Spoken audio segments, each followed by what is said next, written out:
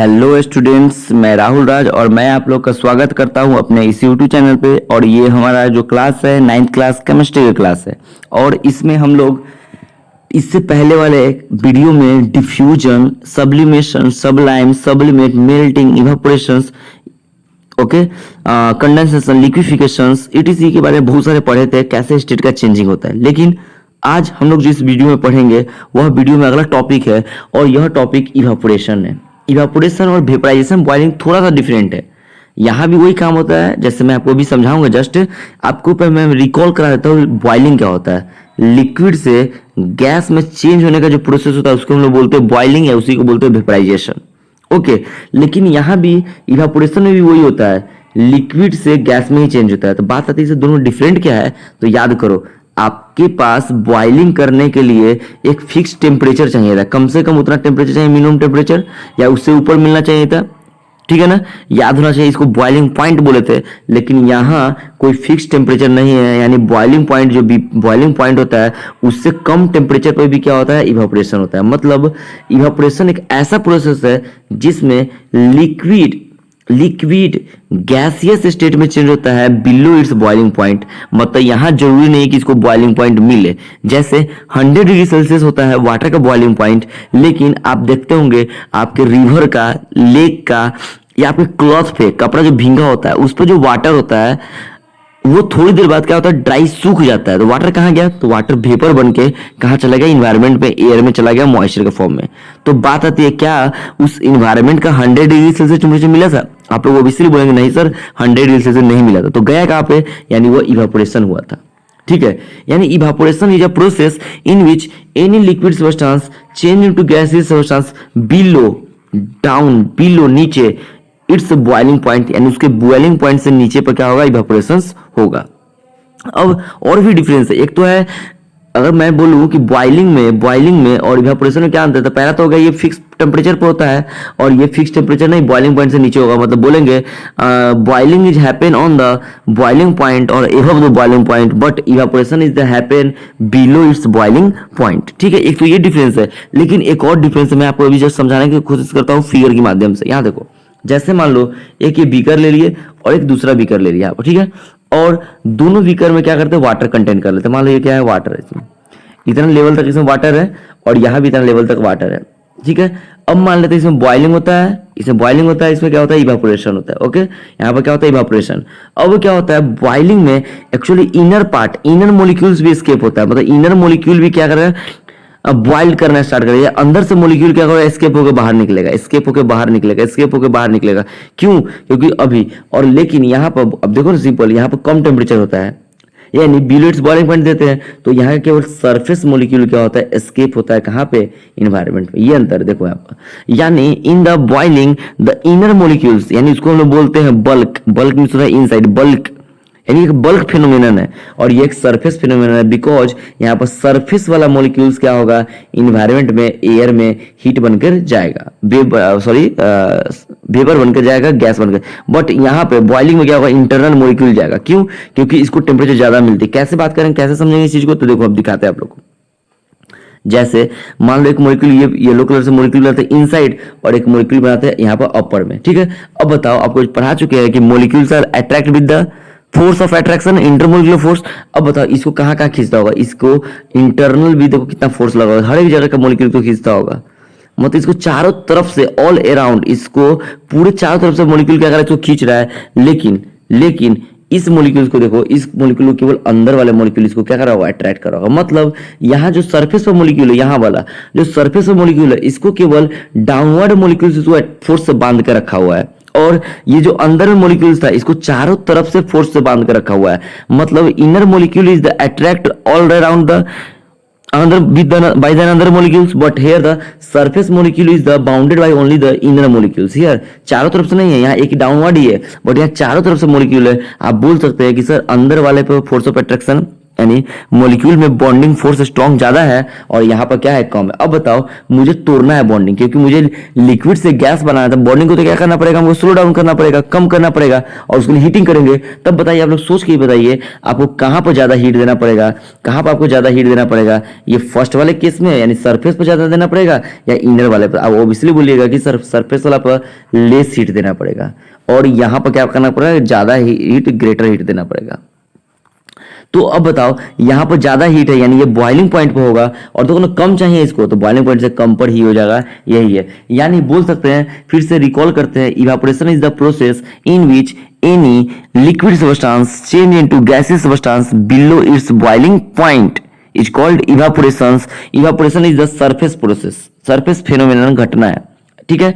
And here boiling is the process in which any liquid substance change into gaseous substance at or above the its boiling point and it is the bulk phenomenon। bulk मतलब पूरे body के अंदर से ही होगा, okay.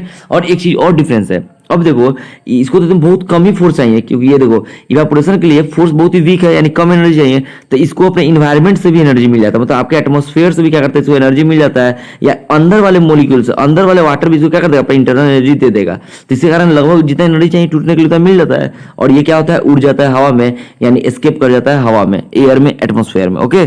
तो यही है evaporation और यही है बॉइलिंग। जैसे आप देखो ना, सिंपल, आपका जो वेटेड क्लॉथ होता है, भींगा हुआ जो क्लॉथ होता है, वेटेड क्लॉथ होता है जो आपका, ठीक है, वेटेड क्लॉथ होता है, वो समर डेज में सूख जाता है या विंटर डेज में भी सूख जाता है, लेकिन समर डे में फास्टर सूखा, क्यों, क्योंकि उसको टेम्परेचर क्या हुआ, उसका बॉयल जो था, वाटर का जो मॉलिक्यूल्स उसके कपड़ा पर लगा हुआ था, वो वाटर का मॉलिक्यूल्स क्या होगा, इवापोरेट हो गया, क्या हो गया, इवापोरेट हो गया। कैसे इवापोरेट हुआ, क्योंकि एटमॉस्फेयर में उतना बहुत ही टेम्परेचर है, उतना टेम्परेचर बहुत मतलब लेस टेम्परेचर प्रेजेंट है जितना इसको रिक्वायरमेंट की क्या थी, टूटने के लिए, इस बॉन्ड को तोड़ने के लिए क्या थी, जरूरत थी। यानी ये क्या हुआ था, इवापोरेशन के कारण ये आपका कपड़ा सूखा था। वैसे बहुत डिटेल में पढ़ना है तो पहले मैं डेफिनेशन क्लियर कर लेता हूं। देखो यहाँ पर definition, the process in which any liquid change into vapour below its boiling point is called the evaporation। evaporation is the surface phenomenon whereas the boiling is the bulk phenomenon। boiling कैसा phenomenon है, bulk inner part का phenomenon है, okay. फिर से देखो यहाँ पर, फिर से evaporation always takes place below the boiling point but boiling takes place the above or at the boiling point, यानी बॉइलिंग पॉइंट है, बॉइलिंग पॉइंट से ऊपर होगा और इवापोरेशन हमेशा उससे क्या होगा, कम। एक्चुअली मैं डिफरेंस बता रहा हूँ बॉइलिंग और इवापोरेशन का। और फिर से देखो इवापोरेशन, देखो यहाँ पर इवापोरेशन सरफेस मॉलिक्यूल, सरफेस ऊपर वाला molecule, surface molecules convert into the liquid यानी heat energy from the entire molecules and surrounding atmosphere. मतलब सरफेस का मॉलिक्यूल होता है, मतलब ये जो सरफेस पर मॉलिक्यूल मतलब लेयर, ये सरफेस मॉलिक्यूल जो ये था, इसको कहाँ से एनर्जी मिलेगा, एटमॉस्फेयर से एनर्जी मिलेगा, और इनर मॉलिक्यूल से, इंटायर मतलब अंदर वाला, अंदर में जो मॉलिक्यूल्स है ना, ये सब अंदर में, देखो यहाँ पर ये अंदर में ये सब ही अपना क्या करेगा, हीट इसको दे देगा। तो लगभग उसको इतना हीट चाहिए जितने के लिए टूटता है इसका बॉन्ड, उतना हीट मिल जाएगा और ये क्या कर देगा, उड़ जाएगा, यानी एस्केप आउट हो जाएगा इन्वायरमेंट में। अब बताते हैं हमेशा क्या होता है इवापोरेशन का फैक्टर्स, हम लोग देखेंगे कि वह कौन कौन सा फैक्टर्स है, वह कौन कौन सा कारण है जिस पर इवापोरेशन डिपेंड करता है। मतलब what are the factors on which evaporation depends, मतलब वह कौन कौन सा कारण है जिस पर इवापोरेशन होता है, ये जिसको इवापोरेशन क्या करता है, इफेक्टेड करता है। तो सबसे पहले मैं आपको एग्जांपल देना चाहता हूं और एग्जांपल से ही याद रखें इसको। मान लो नंबर 1 पहला, अब बताओ तुम्हारा कपड़ा जो सूखता है, वेटेड क्लॉथ ड्राई होता है, समर डे में फास्ट होता है या विंटर डे में फास्ट होता है? तो आप बोलिएगा सर समर डे में फास्ट होता है। क्यों? क्योंकि समर डे में टेम्परेचर क्या होता है, ज्यादा होता है, इसलिए समर डे में आपका कपड़ा जल्दी सूखता है। लेकिन वही विंटर डे में टेम्परेचर कम होता है, इसलिए वो धीरे धीरे सूखता है। मतलब इवापोरेशन का जो रेट होता है, इवापोरेशन का क्या होता है, जो रेट होता है, यानी इवापोरेशन का जो रेट होता है वो टेम्परेचर के, यानी रेट ऑफ इवापोरेशन, जस्ट हम लोग डील करेंगे, rate of evaporation directly proportional to temperature. Means what, temperature बढ़ेगा, डायरेक्टली का मतलब होता है एक बढ़े तो दूसरा भी बढ़े, एक घटे तो दूसरा भी घटे, one increase then another also increase, one decrease then another also decrease. तो रेट ऑफ इवापोरेशन मतलब speed of evaporation is directly proportional to temperature. मतलब टेम्परेचर बढ़ेगा तो रेट ऑफ इवापोरेशन बढ़ेगा। एग्जांपल देख लीजिए, in the summer season our cloth become fastly dry than the winter season. क्यों? Because in the summer season there is the higher temperature than the winter season. Okay, फिर से दूसरा factor को देखते हैं। देखो बहुत आसान होता है, अब आते हैं दूसरा फैक्टर। अब मान लो एक तौलिया का आप लोग खींच लो, क्या करो, साफ करो, तौलिया को भिंगा लो, और क्या करो, दो तौलिया भिगा, सॉरी एक नहीं, दो तौलिया को आप क्या करो, भिंगा लो, और आपको चलो उसको सुखाने चलते हैं धूप में।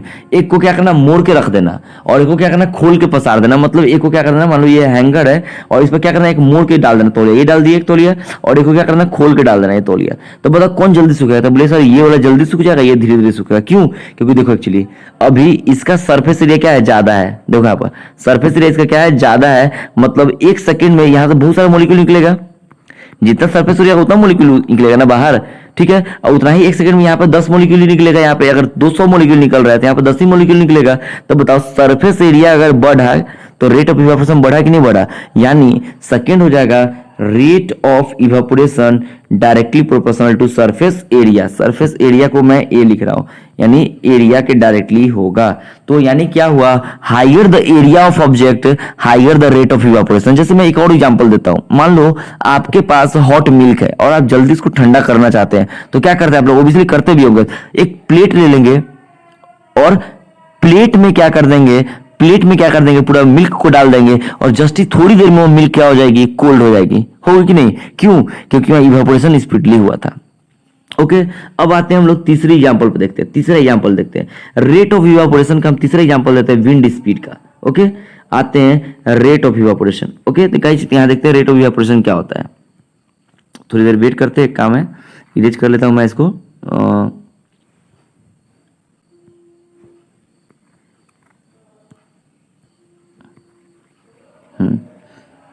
एक मिनट मैं बता रहा हूँ फिर से, जस्ट इसको क्लीन करने दीजिए मुझे।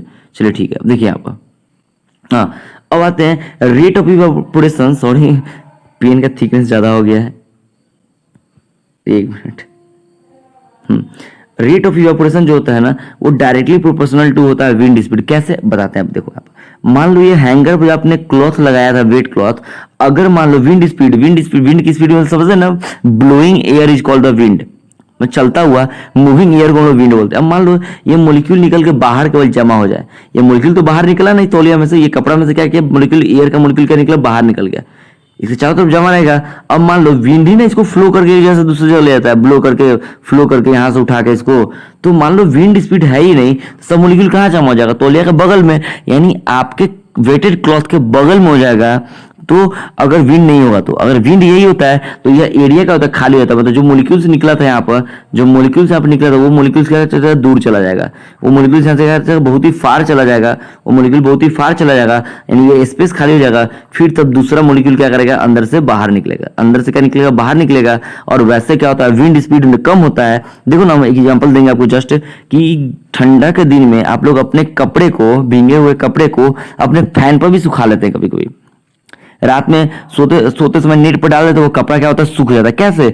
हवा से कैसे सूख रहा है, या पंखा चला के ऑन कर देता है, हवा सूख जाता है कपड़ा। क्यों? क्योंकि विंड स्पीड क्या करता है, वो मॉलिक्यूल्स को जल्दी जल्दी बाहर निकालता है, एस्केप करता है। इसलिए rate of evaporation wind speed के, किसका, विंड स्पीड का भी क्या होता है, डायरेक्टली होता है। ठीक है, फोर्थ नंबर एग्जांपल पर हम लोग देखते हैं रेट ऑफ इवापोरेशन।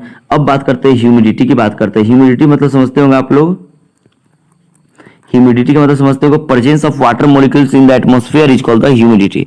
मतलब रेट ऑफ इवापोरेशन ह्यूमिडिटी के भी क्या होता है, सॉरी डायरेक्टली नहीं, इनवर्सली होगा। यहाँ पर गलती लिखा गया मेरे से, और ये क्या होगा, इनवर्सली होगा। इनवर्सली होगा मतलब बट्टा में आएगा, बाई में। ठीक है, ह्यूमिडिटी का इनवर्सली होता है। कैसे? देख लो, सिंपल, ह्यूमिडिटी मतलब मॉइस्चर हुआ। अब देख लो ना, ठंडा के दिन में सुबह सुबह मॉइस्चर ज्यादा होती है, या ऐसे भी मॉइस्चर ज्यादा होता है उसमें, तो क्या उसका कपड़ा पूरा धीरे धीरे सूखता होगा। यानी ह्यूमिडिटी ज्यादा होता है, तब मतलब क्या हुआ, already water molecules are present in the atmosphere. तो आपके कपड़ा का वाटर मॉलिक्यूल कैसे निकलेगा, जगह खाली हुआ तब तो निकलेगा ना वो। तो सिंपल कहने का मतलब हुआ कि rate of evaporation is inversely proportional to humidity. मतलब ह्यूमिडिटी अगर बढ़ा एटमॉस्फेयर का, वाटर का मॉलिक्यूल्स बढ़ेगा एटमॉस्फेयर में, तो आपका रेट ऑफ इवापोरेशन क्या हो जाएगा, कम हो जाएगा। और जैसे ड्राई सीजन में देखो ना, ड्राई सीजन डिजर्ट एरियाज में, वहां ह्यूमिडिटी बहुत ही कम होती है, वहां कपड़ा जल्दी जल्दी सूखेगा। क्यों? ह्यूमिडिटी भी कम है, टेम्परेचर भी ज्यादा है। तो ह्यूमिडिटी कम है तो रेट ऑफ इवापोरेशन क्या हो जाएगा, बढ़ जाएगा।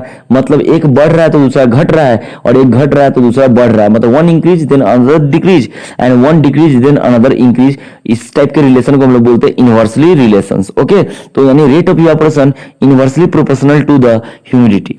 ओके, अब आते हैं फिर से एग्जांपल देते हैं, 5 नंबर लास्ट। फैक्टर हम लोग 5 फैक्टर को देखेंगे, temperature, area, wind speed, humidity and last है आपका बॉइलिंग पॉइंट। अब आते हैं बॉइलिंग पॉइंट के एग्जांपल को समझते हैं। देखो वाटर का बॉइलिंग पॉइंट 100 डिग्री सेल्सियस होता है, ठीक है, और पेट्रोल का मैंने बताया था 78 डिग्री सेल्सियस। बताओ किसका बॉइलिंग पॉइंट कम है? तो आप बोलिए सर पेट्रोल का बॉइलिंग पॉइंट कम है। अब देखो ना, बाइक अगर चलाते हैं आप लोग, अगर बाइक के बारे में सुने होंगे कि पेट्रोल के जो बोतल में रखते हैं हम लोग, पेट्रोल बोतल में रखते हैं, बोलते हैं ढक्कन खोल के मत छोड़ना क्योंकि यह उड़ जाएगा, खत्म हो जाएगा। लेकिन पानी के सेंस में ऐसा तो नहीं बोलते, क्यों? क्योंकि पानी को इवापोरेशन होने में थोड़ा टाइम लगेगा, लेकिन पेट्रोल को टाइम नहीं लगेगा क्योंकि इसका बॉइलिंग पॉइंट कम है। यानी बॉइलिंग पॉइंट कम है तो रेट ऑफ इवापोरेशन क्या होगा? ज्यादा होगा। बॉइलिंग पॉइंट ज्यादा है तो रेट ऑफ इवापोरेशन क्या होगा? कम होगा। क्यों? क्योंकि बॉइलिंग पॉइंट कम है, इसका मतलब कम ही टेम्परेचर पे ये और उड़ने लगेगा, इसका मॉलिक्यूल जल्दी जल्दी फास्टर भागेगा। लेकिन बॉइलिंग पॉइंट हाई है, इसका मतलब उसको ज्यादा टेम्परेचर चाहिए कि मॉलिक्यूल्स को क्या करे? एस्केप करे इन्वायरमेंट में। मतलब rate of evaporation again the inversely proportional to boiling point BP. Okay, तो मैं समरी कर रहा हूं फिर से, देख लो। पहला 5 फैक्टर टेम्परेचर के बारे में बताए थे। देखो पहला क्या है? Rate of evaporation is the directly proportional to temperature that means higher the temperature higher the rate of evaporation, lower the temperature lower the rate of evaporation. यानी टेम्परेचर का डायरेक्टली होगा रेट ऑफ इवापोरेशन। कोई दिक्कत नहीं। इसका answer क्या होगा? Examples, winter season में धीरे धीरे कपड़ा सूखता है और समर सीजन में जल्दी से कपड़ा सूख जाता है। क्यों? टेम्परेचर ज्यादा है। अब आते हैं सेकेंड में surface area. Okay, surface area की बात करते हैं। सरफेस एरिया की बात करते हैं और देखो यहाँ पर सरफेस एरिया क्या होता है? सरफेस एरिया की भी डायरेक्टली होता है क्योंकि ज्यादा एरिया रहेगा तो ज्यादा मॉलिक्यूल निकलेगा और कम एरिया रहेगा तो कम मॉलिक्यूल से एक बार निकलेगा। इसलिए सरफेस एरिया का डायरेक्टली होता है। तो rate of evaporation is the directly proportional to surface area means what? Higher the rate of evaporation यानी क्या करेगा? Higher the surface area higher the rate of evaporation, lower the surface area lower the rate of evaporation. यानी surface area कम तो evaporation धीरे धीरे होगा, कपड़ा धीरे धीरे सूखेगा, और सरफेस एरिया ज्यादा तो इवापोरेशन ज्यादा होगा और कपड़ा जल्दी जल्दी सूखेगा, आपका ड्राई होगा। ओके, अब आते हैं नेक्स्ट हम लोग, देख लो यही है सरफेस एरिया के डायरेक्टली प्रोपोर्शनल टू होता है इवापोरेशन। अब आते हैं विंड स्पीड पे। विंड स्पीड का रेट ज्यादा होगा directly proportional to wind speed, यानी इवापोरेशन डायरेक्टली विंड स्पीड का होता है। Higher the wind speed higher the rate of evaporation and the vice versa, मतलब उल्टा भी, लोअर द लोअर। यानी wind speed directly proportional to rate of evaporation. जैसे जैसे हवा जल्दी जल्दी बहेगी, नहीं बोलते कि अरे हवा फास्ट चल रही है कपड़ा जल्दी सूखेगा। ह्यूमिडिटी का इन्वर्सली होता है। लुक हियर, ह्यूमिडिटी का क्या होता है? इन्वर्सली होता है। ह्यूमिडिटी मतलब क्या? The rate of evaporation is inversely proportional to the humidity. That means when humidity is the low rate of evaporation is the high and the vice versa, मतलब उल्टा भी क्या है? पॉसिबल है। ह्यूमिडिटी का मतलब humidity of the area inversely proportional होगा। Okay, और लास्ट आते हैं बॉइलिंग पॉइंट, और बॉइलिंग पॉइंट के भी क्या होता है? यह इन्वर्सली प्रोपोर्शनल होता है। 78 डिग्री सेल्सियस है पेट्रोल का, 100 डिग्री सेल्सियस है वाटर का, तो रेट ऑफ इवापोरेशन पेट्रोल का ज्यादा होता है, जल्दी उड़ता है, और वाटर धीरे धीरे होता है, रेट ऑफ इवापोरेशन वाटर में क्या होता है? कम होता है। ओके गाइस, तो हम लोग आते हैं नेक्स्ट टॉपिक की ओर। ये इवापोरेशन का ही अगला पार्ट है और हम लोग क्या करेंगे इसके बाद जो रिमेनिंग पोर्शन है इस क्लास का वो पढ़ेंगे, लेकिन ये टॉपिक मैं इवापोरेशन पढ़ाकर ही एंड करूंगा, ठीक है। अब आते इवापोरेशन की एग्जाम्पल देखते हैं फिर से। यहाँ देखो, अब सॉरी एग्जाम्पल नहीं, कूलिंग कॉज्ड बाय इवापोरेशन, यानी इवापोरेशन से क्या होता है? ठंडा होता है। अरे भाई इवापोरेशन ठंडा होता कैसे? तो हम लोग इसके देखने की कोशिश करें। अभी याद करो, अगर मान लो इसमें लिक्विड रख दिए, लिक्विड हुआ, ठीक है, बना लेते थोड़ी देर की, लिक्विड हो गया ये, चलो ठीक है। अब मान लो ये रेड कलर का वाटर मॉलिक्यूल ऊपर में था, बना लेते हैं फोटो में, कोई दिक्कत नहीं, वेट करते थोड़ा। अब बताओ, अब इस वाटर मॉलिक्यूल को इन्वायरमेंट में जाना है, ठीक है, इवापोरेशन तो ऊपर जाएगा ही। तब बताइए यह मॉलिक्यूल्स, वाटर मॉलिक्यूल जो सरफेस पर प्रेजेंट है, यह कहां से अपना एनर्जी लिया था? कहां से हीट एनर्जी लिया था? तो दो चीज है, अपने सराउंडिंग से, मतलब आसपास के एटमॉस्फेयर से लिया था, या नहीं तो इंटरनल मॉलिक्यूल जो था अंदर में, जो ये ब्लैक कलर से मैं मॉलिक्यूल बना रहा हूं, अंदर में जो मॉलिक्यूल्स था, इस मॉलिक्यूल से ये क्या करेगा? टेम्परेचर लेगा। अब बताओ, मान लो कुछ टेम्परेचर ये अंदर वाले मॉलिक्यूल बाहर वाले मॉलिक्यूल्स को दे दिया, ठीक है, और ये बाहर वाला मॉलिक्यूल क्या होगा? एस्केप करके इन्वायरमेंट है। तो बताओ अंदर वाले मॉलिक्यूल का टेम्परेचर क्या होगा? कम होगा, क्योंकि टेम्परेचर किसी ने किसी को दिया है ऊपर वाले को। अब बताओ टेम्परेचर कम होता है उसको क्या बोलते हैं हम लोग? इवापोरेशन ही बोलते हैं ना। तो ये क्या है? कूलिंग कॉज्ड बाय इवापोरेशन, मतलब for the evaporation the surface molecules always take the energy from the internal molecules, that means the temperature of the internal molecules be reduce या decreases, that means we can say that there the cooling happen, और वहां पर क्या होता है? Cooling होता है। बहुत आसान टॉपिक है, याद रखना। इवापोरेशन से हमेशा कूलिंग इफेक्ट होगा। अभी जस्ट मैं समझाऊंगा कि आपको गर्मी लगती है तो फैन चलाते हैं तो ठंडा ठंडा आपका पसीना सूख जाता है। ऐसा बात नहीं कि वो ठंडा हवा देता है फैन आपका, ये इवापोरेशन के कारण आपको ठंडक फील होती है। अभी जस्ट मैं समझा रहा हूँ, उसके बाद ही वेट करो। देखो यहाँ पर क्या है, फिर से आते हैं यहाँ पर, देखो आप, in the process of evaporation molecules of the liquid get energy from the inner molecules and the contact surface. Contact surface मतलब जैसे जिसके कॉन्टेक्ट में हो, बोतल, ग्लास, ये सब। So internal heat energy decreases, hence evaporation cause the cooling effect. मतलब evaporation होने के लिए सरफेस मॉलिक्यूल अंदर वाले मॉलिक्यूल से एनर्जी लेता है, या जिसके कॉन्टेक्ट में होता है उसके कॉन्टेक्ट से लेता है, और उसका टेम्परेचर क्या होता है, कम होता है। इसका मतलब क्या हुआ, कूलिंग शो करता है। कुछ एग्जांपल्स को देखेंगे हम लोग इवापोरेशन को। इवापोरेशन देखते क्या है, नहीं अगला टॉपिक है ये, तो मैं इवापोरेशन का एग्जांपल यहाँ दे रहा हूँ। जैसे मैं आपको एग्जांपल देता हूँ, मान लो आप बॉडी स्प्रे यूज किए होंगे, ठीक है ना, बॉडी स्प्रे यूज करते हैं या परफ्यूम यूज करते हैं। आपके अगर हाथ पर, पाम पे, आपके जो ये रिस्ट है, पाम पे, स्किन पे, अगर जैसे आप रखते हैं बॉडी स्प्रे पड़ता है तो आपको ठंडक फील होती है। क्यों? क्योंकि बॉडी स्प्रे का बॉइलिंग पॉइंट कम है, और वो आपकी बॉडी, मान लो आपका हैंड है, ठीक है, ये हैंड है आपका, ठीक है, और यहाँ क्या रखते हैं, बॉडी स्प्रे रखते हैं, तो ये बॉडी स्प्रे क्या करेगा, उड़ेगा। और ये बॉडी स्प्रे जो है स्केप करने के लिए जो मोलिक्यूल्स है, जो वो इनर पार्ट से आपके हाथ से टेम्परेचर लेगा। मतलब आपका हाथ का टेम्परेचर कम हो जाएगा, इसलिए फील आता है कि ये क्या था, यह ठंडा था। रियलिटी ये ठंडा नहीं था, ये ठंडा फील इसलिए हुआ क्योंकि आपके बॉडी से क्या लिया, टेम्परेचर लिया। वैसे फिर से एग्जांपल मैं दे रहा हूं आप लोग को। मान लो जब स्वीटिंग होता है, पसीना निकलता है, स्वीटिंग होता है, पसीना निकलता है, तो आप लोग क्या करते हैं, एक मिनट, हाँ, स्वीटिंग होता है तो पसीना निकलता है, आप लोग आते हैं बाहर से और फैन ओपन करके बैठ जाते हैं, पता चलता है पसीना सूख जाता है और आपको ठंडक फील होती है। नहीं, आपके बॉडी पर जो स्वीटिंग था, पसीना था, स्वीट था, वह क्या किया, फैन चलने के कारण विंड स्पीड बढ़ा, और विंड स्पीड बढ़ा था, टेम्परेचर बढ़ेगा, टेम्परेचर बढ़ेगा तो इवापोरेशन ज्यादा होगा आपके बॉडी से, और धीरे धीरे वो क्या करेगा, स्वीटिंग आपके बॉडी से गायब हो जाएगा। और बताओ वो एनर्जी कहां से लिया था इवापोरेशन के लिए, आपके बॉडी से। इसलिए आपको क्या फील होता है, इवापोरेशन के टाइम होने के बाद आपको ठंडक फील होती है, और आपको लगता है कि पंखा ठंडा दे रहा है। नहीं, पंखा ठंडा हवा नहीं दे रहा है, एक्चुअली क्या कर रहा है, आपका जो फैन है वो विंड स्पीड को बढ़ा दे रहा है। और अभी जस्ट मैंने पढ़ाया, विंड स्पीड जितना होगा इवापोरेशन क्या होगा, उतना ज्यादा होगा। एक और एग्जांपल देते हैं, अर्थन पॉट यानी मटका। मटका नहीं होता जिसमें वो बर्तन का बना होता है, क्या चीज बोलते हैं, मिट्टी का बर्तन जो बना था, मटका।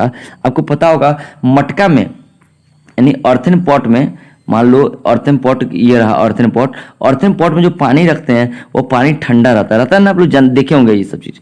तो ये ठंडा क्यों रहता है, why the water taken in the earthen pot be always cold, always cool क्यों रहता है, तो बताते हैं इसके बारे में। अब बताओ, अर्थन पॉट अर्थ का, दैट मीन सॉइल का बना हुआ है, और सॉइल का बना हुआ है जिसमें छोटे छोटे पोर होते हैं, होल्स होते हैं, छिद्र होते हैं, और ये होल्स के थ्रू क्या करता है, कुछ वाटर का मोलिक्यूल्स वह मटका या अर्थन पॉट के ऊपर आ गया था, ऊपर मतलब सरफेस पे आ गया था, ठीक है, और सरफेस पे आ गया, सरफेस मोलिक्यूल, और वो अंदर वाले मोलिक्यूल से क्या करेगा, एनर्जी लेता है, हीट एनर्जी, अंदर वाले मोलिक्यूल से क्या करेगा, हीट एनर्जी लेगा, और वो क्या करेगा, एस्केप कर जाएगा इन्वायरमेंट में। मतलब जो सरफेस पे आ गया था मोलिक्यूल, होल के थ्रू, और वो मोलिक्यूल क्या करेगा, उड़ेगा आसमान में, इन्वायरमेंट में चला जाएगा। तब बताओ कहां से एनर्जी लिया, आपके अंदर वाले वाटर से। तो अंदर वाले वाटर का टेम्परेचर कम हुआ, इसलिए अंदर का वाटर क्या रहता है, ठंडा रहता है। इसका मतलब ये ना समझना कि अंदर ठंडक हो गई, नहीं, वहां पर क्या हुआ, इवापोरेशन हुआ। इसलिए मटका का पानी गर्मी के दिन में मटका में रखने पर ठंडा होता है, क्योंकि उसका इवापोरेशन होता है, और इवापोरेशन के लिए यह सरफेस मॉलिक्यूल अंदर वाले मॉलिक्यूल से हीट एनर्जी लेता है। इससे अंदर वाले मॉलिक्यूल का हीट एनर्जी कम होता है, मतलब अंदर वाला मॉलिक्यूल क्या होता है, ठंडा हो जाता है। तो ये था इवापोरेशन का कुछ एग्जांपल था, ठीक है। नेक्स्ट क्लास में हम लोग